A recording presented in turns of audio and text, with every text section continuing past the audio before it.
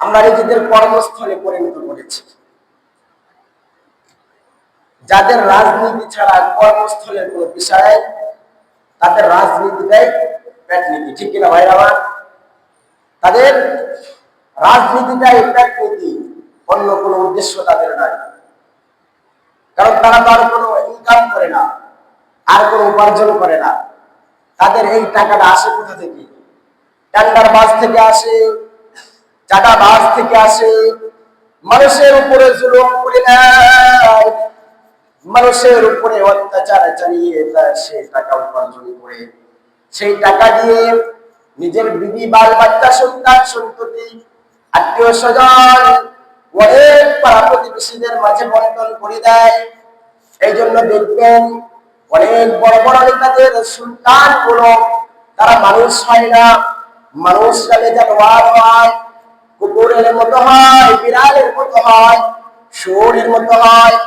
কারণ হইল তাদের পেটে হালাল রুজি উপার্জন করে যে একটা অর্থ করে হালাল রুজি উপার্জন করে যে তারা বক্ষণ করবে, এই বক্ষণ হালাল রুজির টাকা তাদের পেটে বক্ষণ হয়ে যায় না, ঠিক কিনা? তারা হারাম জিনিস দিয়ে বক্ষণ করে নিজেদের জীবনের শুরু থেকে নিয়ে শেষ পর্যন্ত, অর্থাৎ অন্তিম মুহূর্ত পর্যন্ত তারা হারাম উপার্জন করে, হারাম মাল বক্ষণ করে তারা শেষ নিঃশ্বাস ত্যাগ করে নেয়, ঠিক কিনা? অন্য কোনো পন্থা আছে?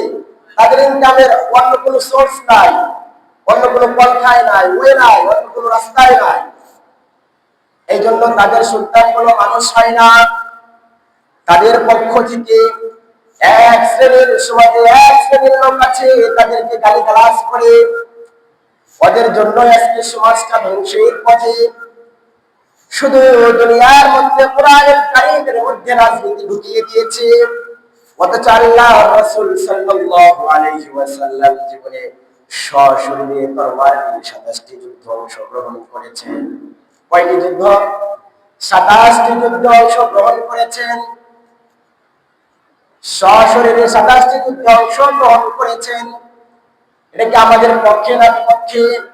উনি আল্লাহ রাসূল সাল্লাল্লাহু আলাইহি ওয়াসাল্লামের একনিষ্ঠ ব্যক্তি ছিলেন না, আল্লাহর রাসূল ছিলেন উনি, সর্বশেষ নবী ছিলেন তিনি। এরপরেও তিনি কাফের, মুশরিক, বেঈমানদের বিপক্ষে সোচ্চার ছিলেন। যখন এই ইসলামের বিপক্ষে হুঙ্কার এসেছে, তখনই তিনি দাঁড়িয়ে গেছেন। এই জন্য আমার আপনার কাফের, মুশরিক, বেঈমান, ইহুদি, নাসারা, বৌদ্ধ, খ্রিস্টানদের বিরুদ্ধে রুখে দাঁড়াতে হবে। এবং আমরা যারা অন্য ইনকাম ছাড়া শুধু রাজনীতি নিয়ে আছি, তারা যদি হযরত ওমর ফারুক রাদিয়াল্লাহু তাআলা আনহু-এর প্রতি লক্ষ্য করি, তাহলে আমরা বুঝতে পারবো ইসলামের দায়িত্ব এবং ইসলামের রাষ্ট্র কিভাবে পরিচালনা করতে হয়। ইসলামের রাষ্ট্র পরিচালনা করার জন্য বাইতুল মাল থেকে যতটুকু ভাতা পেতেন, ততটুকু ভাতা নিয়েই তিনি সন্তুষ্ট ছিলেন। একদিনের ঘটনা, হযরত আবু বকর রাদিয়াল্লাহু